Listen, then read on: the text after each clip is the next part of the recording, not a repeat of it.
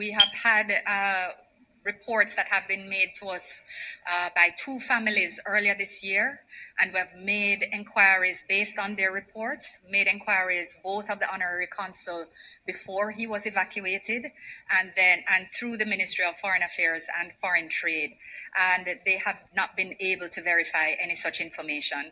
I don't have an immediate update, save to know that my understanding is that Mustard Seed Communities is taking very good care of them. That NIDS and getting the national ID, the digital ID, is a voluntary exercise.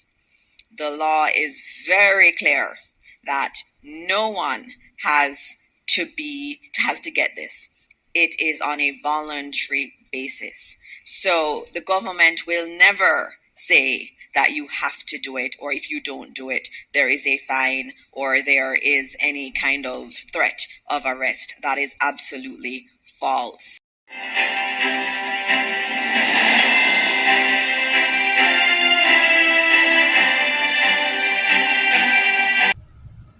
Welcome back to WDT Media TV. I'm Dudley Thompson. From as late as September last year, news broke that some foreign nationals are currently in lockup all across Haiti.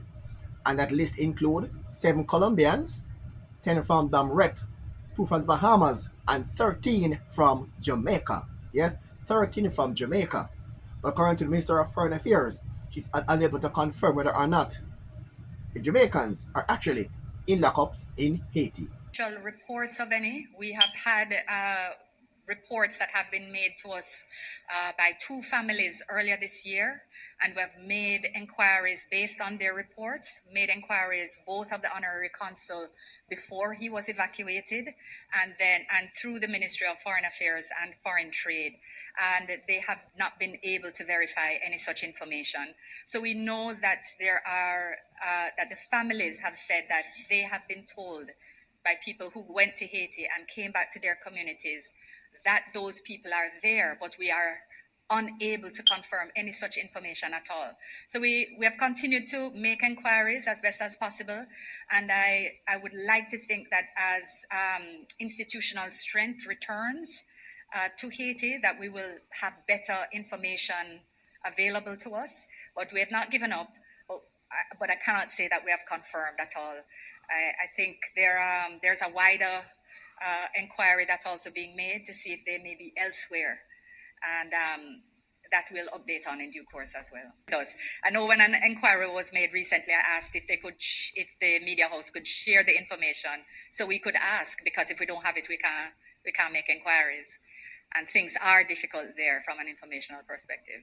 The Haitians that came to Jamaica via by boat, as you all know by now, the ones who are physically challenged are currently being housed and cared for at Mustard Seed. Disabled persons who are here, I don't have an immediate update, save to know that my understanding is that Mustard Seed Communities is taking very good care of them. The conditions that had been established on their entry did request that they ensure that all obligations in respect of what is normally required for care and custody of children would be undertaken. You know that Mustard Seed, even before they received these Haitian persons with disabilities, because I understand there are a couple adults, which is why I don't use the term children, but they are unable to care for themselves. And they have always provided whatever is possible. The individuals, so far as I understand, they are severely disabled, so they are not necessarily able to participate in the education system. And the issue for them is more about physical care and mental well-being. So I know that the Mustard Seed Communities has made a call for any persons who wish to support, to provide food, but like ensure easily digestible items, etc. Because again, we're speaking about persons who are severely disabled and have therefore require very specialized care and dietary support. And as you're aware that this network, we lead, we don't mislead. There's currently a WhatsApp message going around concerning Jamaicans needs ID, that if Jamaican don't accept the needs, they could do jail time or fine. But according to Dr. Dana Morris Dixon, that certainly is not so. There's been a WhatsApp that's been circulating with a lot of misinformation and disinformation.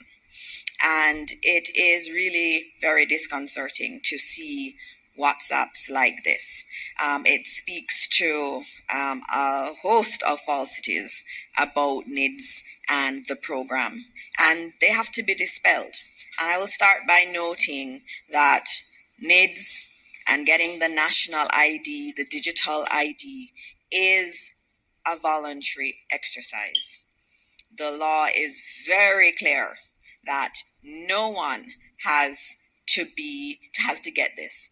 It is on a voluntary basis. So the government will never say that you have to do it, or if you don't do it, there is a fine or there is any kind of threat of arrest. That is absolutely false. And so anyone who sees WhatsApp messages like this going around really need to delete them, and also to note to the person who has sent it that this is false information. And it's important that we know the truth about NIDS. NIDS is an effort that has been in train for a long time, for decades.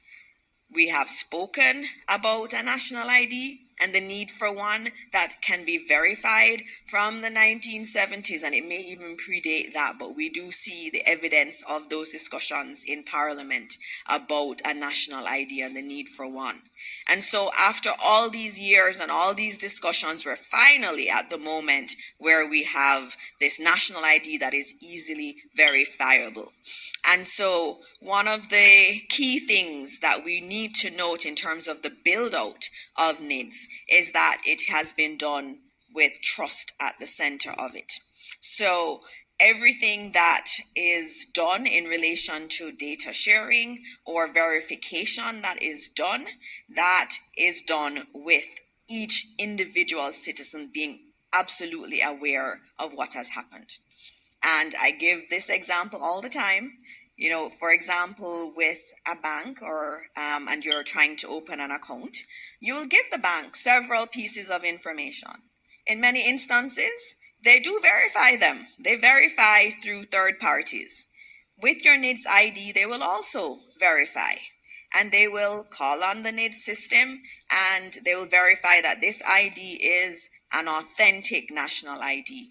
But the difference that you will have with this system is that if someone verifies your identity or your identity information from your NIDS ID, you will get a text message, you'll get an email. So this is where we're bringing transparency to the entire process, and where our people can feel that they have control over their information and they know how that information is being used. So the NIDS system has been set up with a lot of those concerns of trust built into its development.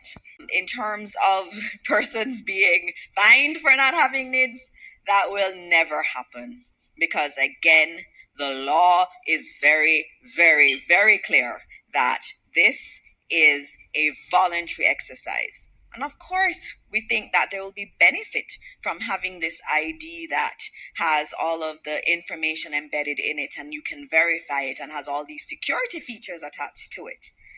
And over time, we expect that people will see that it is making their lives easier, but that is always on a voluntary basis as per the law. Hope today's show shed some light on topical issues. I'm Dudley Thompson, and again, please like, share, and subscribe. And as usual, thanks for watching.